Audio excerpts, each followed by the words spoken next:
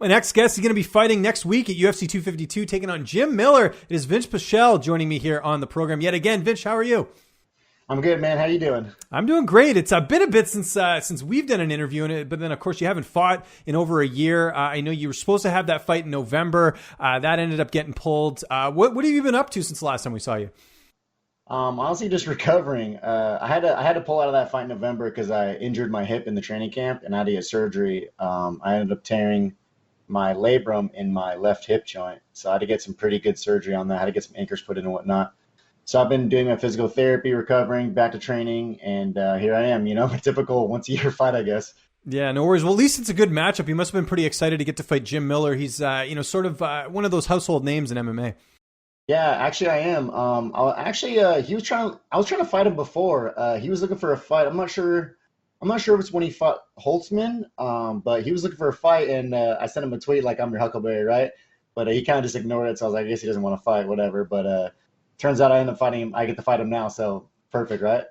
Today's August 6th. When did you find out about this fight? Because I noticed they've added a couple fights sort of last minute on this card. When did you actually sign pen to paper? Day before yesterday. Wow, okay. Yeah, very short notice fight for me. Typically, in the UFC, I try not to take short notice fights like this or depending on who it is, honestly. But I've been training my ass off. I've been working. I've been in the gym. You know what I mean? It's not like I haven't been training for it. So I was like, you know what? Screw it. Why not? Let's take it. Well, so imagine this was something you weren't expecting. Like, when were you actually looking to fight aside from this opportunity here?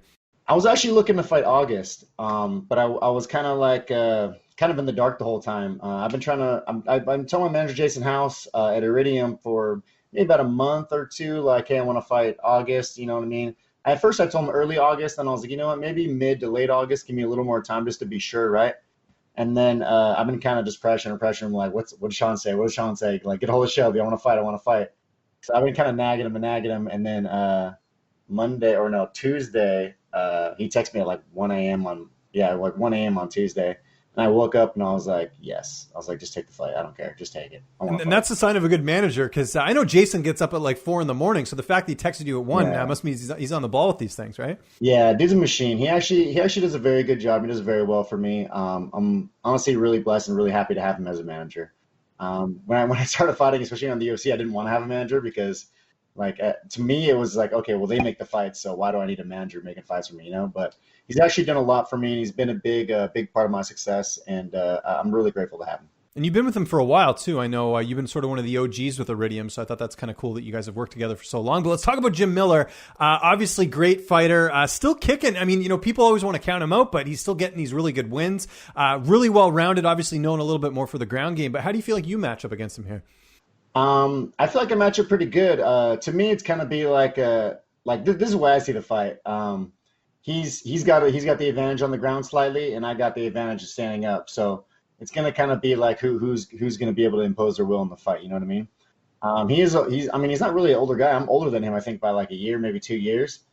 But he has been in the sport a while, and he's a veteran. And I feel like for me, this is one of those fights that, like, if I win, it's a good win, right? And if I lose, people are going to say, oh, well, you weren't supposed to win anyway, right? Like, so I don't know. I kind of feel like it's that kind of fight for me. So I'm going to go out there and just try to knock him out and win the fight, you know what I mean? Or sub him. But, I mean, like I said, he's probably got the advantage of me on the ground, so I'm not really too eager into, like, looking for a sub against him.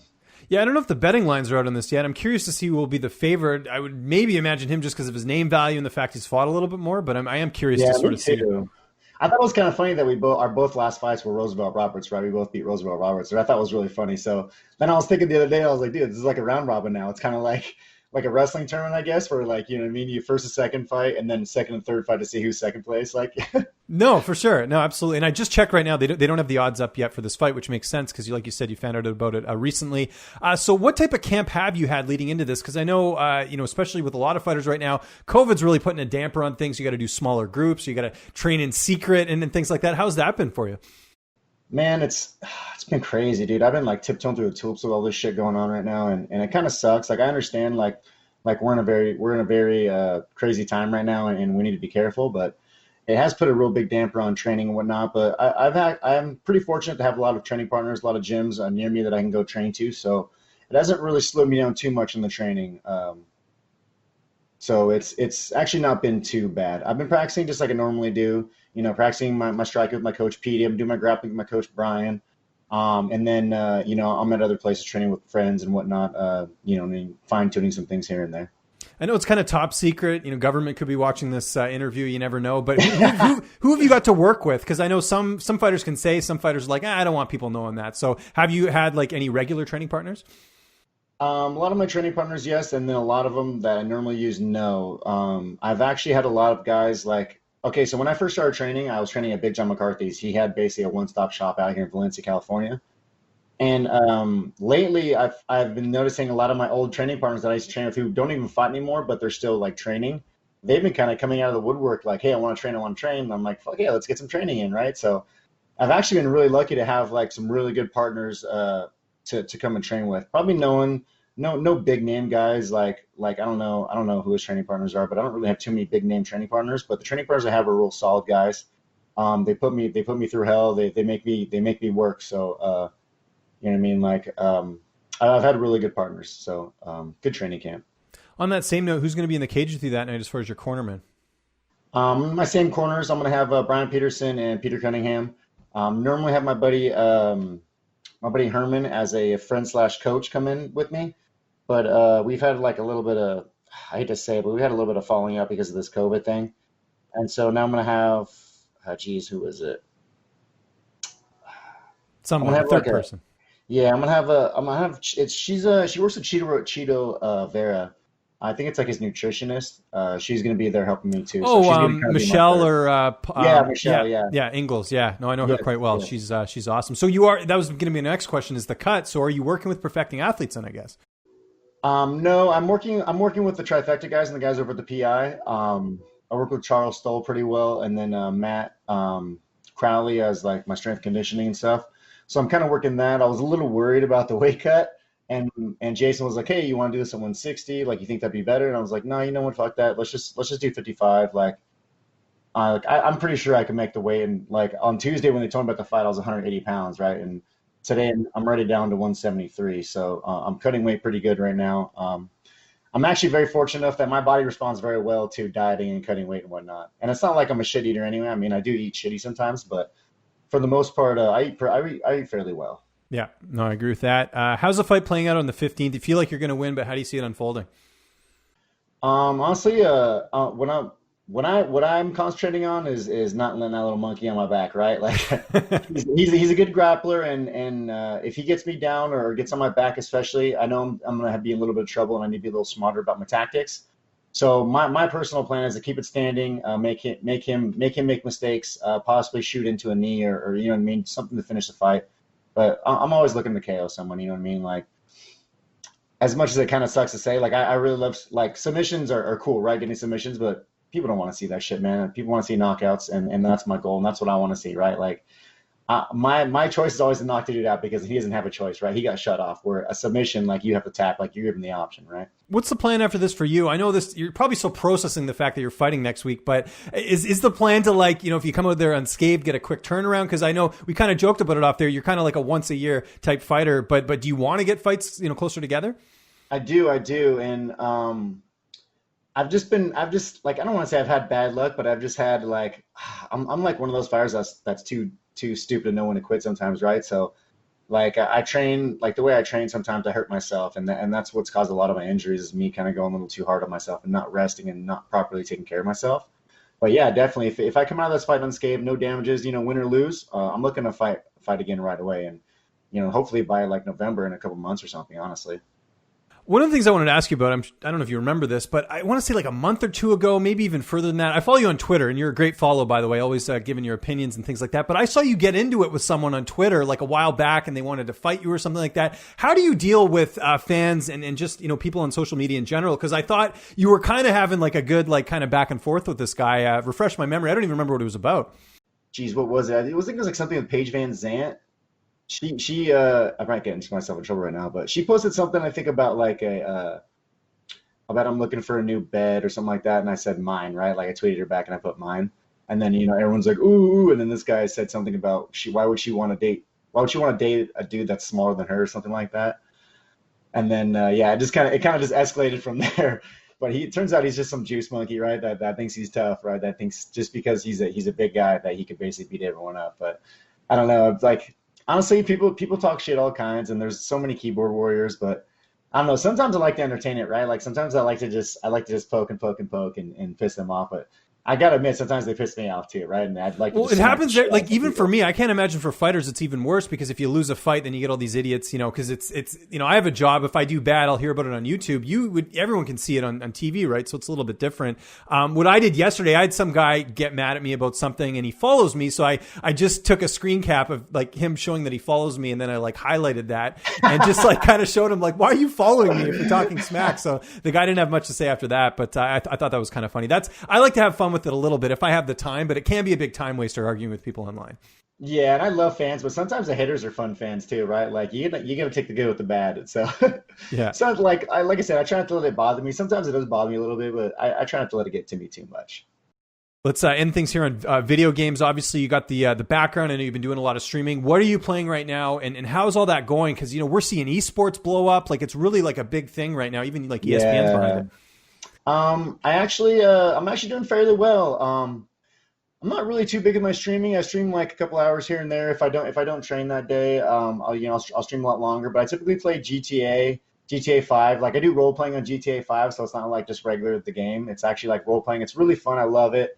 It lets me be my old criminal self that, you know what I mean, without getting in trouble anymore. You know what I mean? I love GTA too, and I was never a criminal, but I still think it's like to live vicariously to like do all this stuff. It's a fun game. It really is. Yeah, and when I was younger, I was kind of a little crimey. I did a lot of shitty things, and I mean, not a lot of shitty things, but I did some stuff that wasn't really in my best interest law-wise.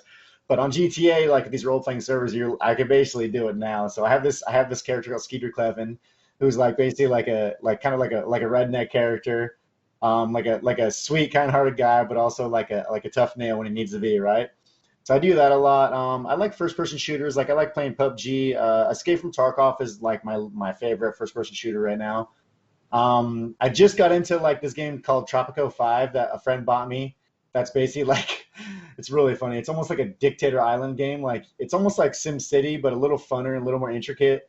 And you can basically be a dictator of this island, and it's, I don't know, it's just a really funny concept, and I really like it. But friends are telling me about that, and then like friends are telling me I should get Civilization, but I've never like played these. But I don't know. I'm also like I play a lot of games. Like I'm not really too stuck on one major game. Good at variety. GTA. I'm with you there too. Yeah, but I like playing a little bit of variety. I still play my old games. Like I still have my regular Nintendo. I play like Mario Brothers and Double Dragon and shit too. So like I'm just a gamer. Like when I was younger, that was my thing that I had. Right, like I had an Atari, and that was kind of like my escape. Right, like that's just what I had. No, I'm the same way. I still play the classic games. I just, as an adult, I never did this as a kid. I beat Diddy Kong Racing. I don't know if you've played the like adventure mode. Oh, I did. I have, yeah. So here's the thing. I beat the game and I'm thinking, great, I did something I couldn't do as a kid. Then I find out there's a whole other world and it's in reverse. What the heck? You know how many hours you'd have to spend to beat that? It's crazy. Talk about kicking the balls. Dude. I know. I was so defeated as an adult. It was just because I like the classic games in a way because like you don't have to spend much time. Like I'm a dad now, so I maybe get like an hour, 30 minutes of gaming time, and I don't have to like invest like 20 minutes just reading the storyline or whatever of like a newer game, right? So yeah. Let me ask you something now. Now, so as a dad, like, are you going to be like one of those dads that's like, oh, you shouldn't play these, or are you going to be one of those dads? No, I encourage it. I encourage within reason. So it's funny you mentioned classic systems. I have an old Sega Genesis that's upstairs right next to my son's room, nice. And he actually likes playing it. And I'm trying to get him to learn like how to play the older games, and then he gets really into it. So he's like he loves Streets of Rage. He actually God, I love that game. when the soundtrack comes on, he starts dancing like he's totally into it. I love that. That's awesome. Yeah, I wanted to mention one thing quickly though before I forget because you mentioned GTA. Have you seen this video that someone made where it's like they film themselves looking like they're in a GTA game? Have you seen this? If you haven't, I'll send you the video after. It's amazing. Oh, like real life, but they make yes, it look someone like filmed it. Yes, have you seen that? I'm not sure which one you're talking about, but I've seen one where someone's in a car. It's almost like an SUV, almost like a Range Rover, and they do like a 180, and they slam into some like tow truck, and they flip over the wall, and then like takes off the other way all crazy fast, and it's like it's clearly fake, but it's like a real car and real like it's real life, right? So no, I haven't. Okay, so I'll have to check out that one. But this one, it's like literally like the way the guy moves. It's like how the character moves in GTA. Like even he did it where like him and his friends were talking, and it wasn't like in sync with the audio. I know you're talking about. Was it that black guy? He's pretending yes. I know you're talking about. Yeah, I thought that was really so well done. It does, yeah. He did a really good job with it. And then the animations where he kind of like skips and then he's like doing something else. Yes, exactly. Yeah, Like he does I know that what you're jump talking that they about. do in the game. It's pretty funny. Yeah. Like he gets out of his house and like jumps out the stairs. I thought that was pretty cool. I know So what you're talking about. Yeah, that's really. I like those videos actually. I really like those kinds of things. Dude, there's a lot of like. That's one thing what I love about the internet. Like I hate the internet, but I also love it because like people have such the ability to be their creative selves and do fun things like that, and I really love those kinds of things. we could do an entire podcast on video games, I'm sure, but I got to let you go. Sure. I got to go too, but really excited for your fight, man. So glad to see you back in the cage. It is UFC 252 going down August 15th. Anyone you want to thank, any sponsors, any social media you want to plug, the floor is yours, man. Yes, I want to thank all my sponsors, Miss Mary Jane's Edibles. I want to thank everyone at Rev Gear. I've been with Rev Gear since the beginning. They've been nothing but support of me, so super love Rev Gear. Smoke Buddy, personal air filters that I use when I smoke. Like I'm a smoker myself, like not cigarettes, but I smoke the weeds, you know what I mean? So I use that so that way I don't poison my air for other people around me.